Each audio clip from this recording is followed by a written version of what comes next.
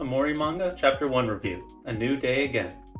As I promised in my post about how excited I am for this, here I am talking about the first chapter of the Omori Manga.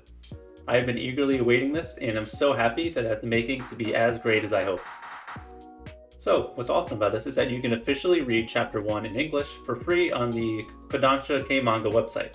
It's very much appreciated that they had the smart thinking to make it available in other languages right away, as it has a wide global audience, and doing it for free. Thank you for letting people enjoy this at the same time through a proper channel. This is really what we need to see nowadays. There will be very heavy spoilers for content that takes place after Chapter 1 and for Chapter 1 in this review. I am approaching this manga as someone who knows the full story of the game and is very invested in the series.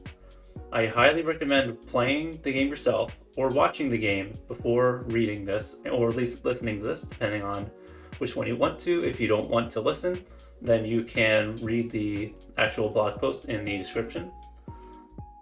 If you haven't, know that I am going to spoil the main story of the game in this post, and you would have a far better experience with this series if you are not spoiled.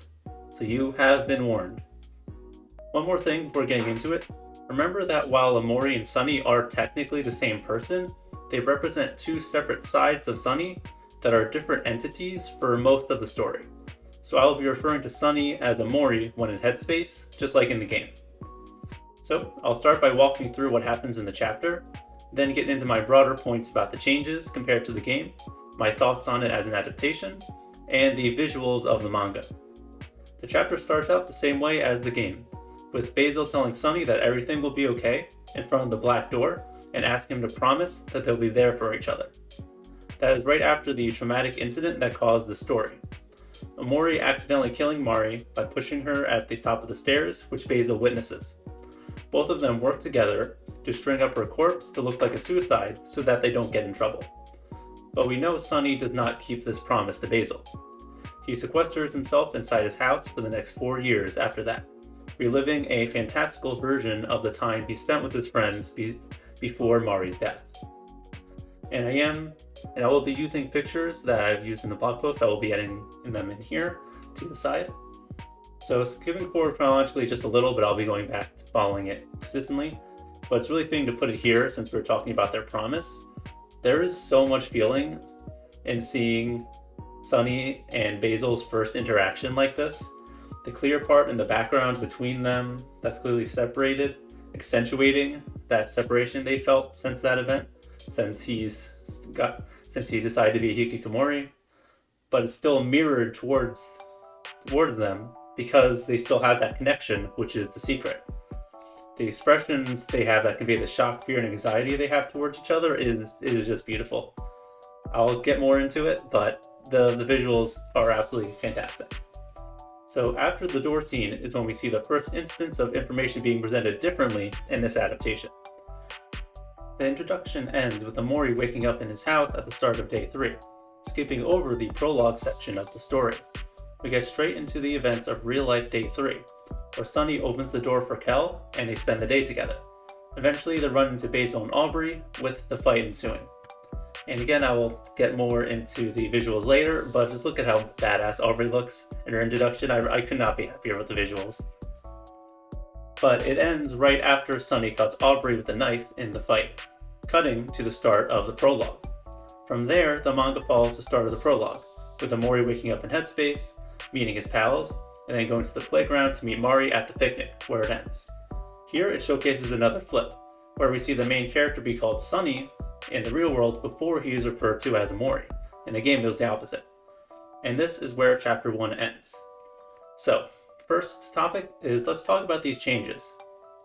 In the game, you have the surprise of going from cutesy Headspace Aubrey, who fawns over Omori, to seeing the real-world Aubrey with a delinquent look who bullies Basil and the others. It makes you wonder what made her turn out so different. This contrast is still here, but it is flipped, as we see IRL Aubrey first.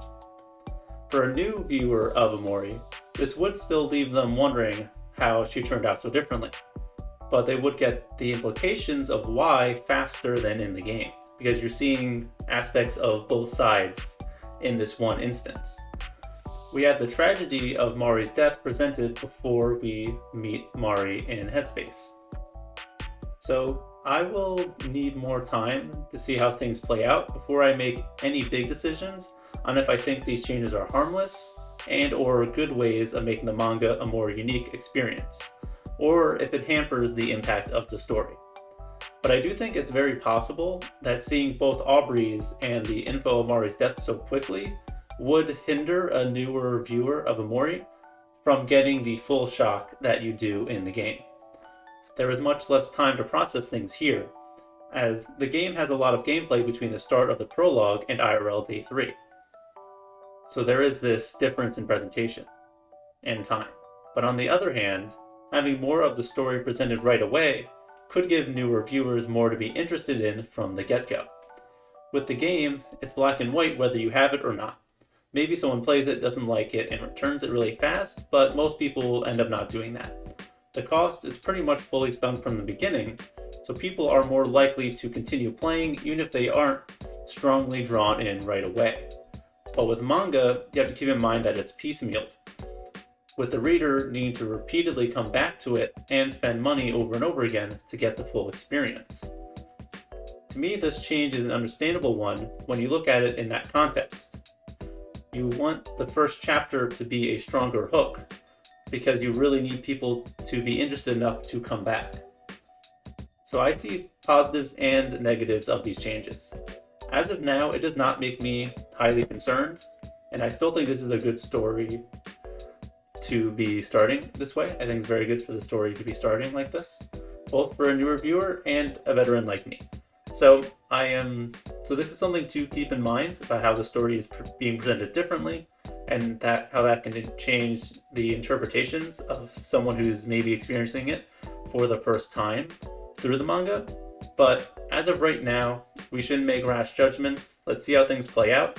And as of now, I'm not worried. I'm still beyond thrilled with how this first chapter goes. And for me, on the general topic of adaptations, I'm not fundamentally against adaptations making changes. The original will always be there in all of its glory.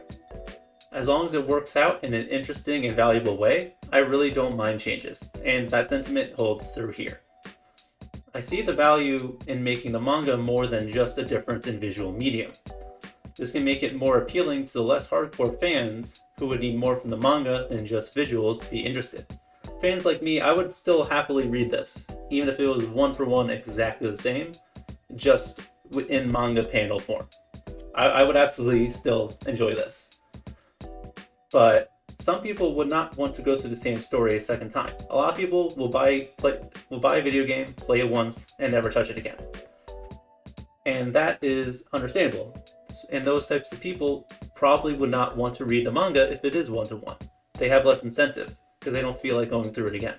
I've gone through the Mori story like 4 or 5 times, and I'm about to go through it again with the manga.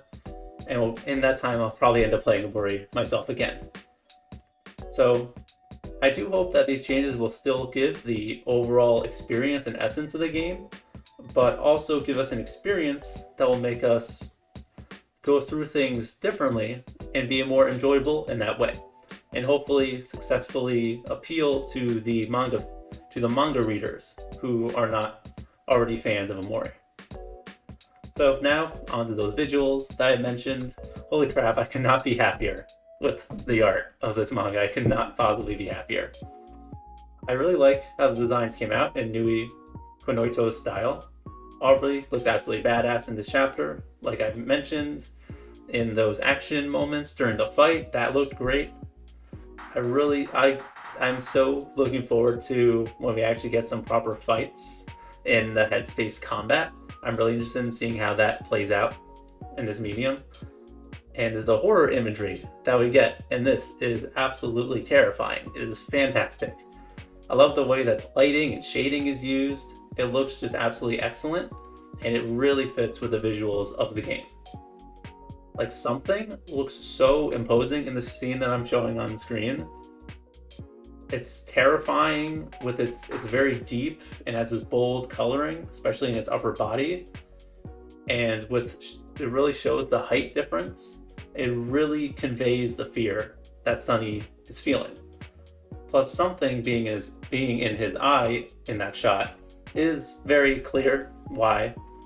It is not exactly subtle imagery, but it's still really great imagery. That just looks so cool and it's fitting. The scene of him on the stairs is also really excellent. Like, the visuals are just amazing. And one opportunity that we have for this change of medium is that we get to see things like more expressions, because we actually see the characters' faces towards us a lot more than in the game, where we mainly just see the sprites moving around. And we already see that here to good effect, such as getting good imagery, like I mentioned before, and more comedic ones like I'm also showing on screen. We already got some good physical comedy in the game, but in manga form, we can see comedy be done differently than the game did. Manga as a medium gives new opportunities for the story to incorporate visuals for various effects that the game didn't. Not that it couldn't. Not that it was incapable of doing it. It's just that things are different, and now this is a different opportunity. So I'm glad to see that they're taking these unique opportunities that manga can apply and are actually using that to great effect. So I am completely blown away by this first chapter, and I'm absolutely ecstatic to get more. Thank you very much for listening, and I hope you're looking forward to the next chapter as much as I am. When I'm making this video, the next chapter is out. I will be continuing to follow up on each chapter. I will get that up within a week. I'll have that up. So thank you very much. My blog is in the description, and you can check my channel if you want to see anything else I've reviewed. I mainly talk about anime and manga, but if I have thoughts on other media, I'll also write about that. And here on YouTube, I mainly do these types of videos, mainly reading out my blogs and maybe adding in some additional wording and things I feel like saying on the fly. But also I might have content that's not always connected to the blog. Like if I feel like playing video games, or if I just want to do something that's more of like a rant, like an unscripted rant. Most of these videos are scripted based on my blog, using that as a script. So if anything like that interests you, thank you very much.